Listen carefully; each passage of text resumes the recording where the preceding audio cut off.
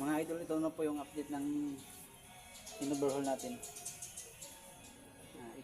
Ikakabit na po natin yung cylinder head gasket. Bago natin ikabit to, lagyan muna natin ng ng silan, gasket silan.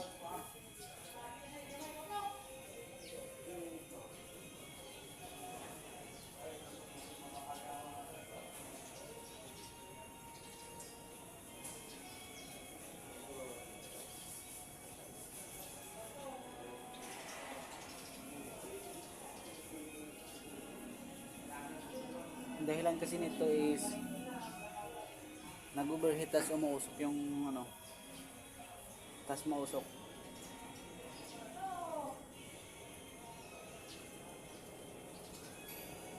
Mamaya update ko sa inyo yung resulta nito.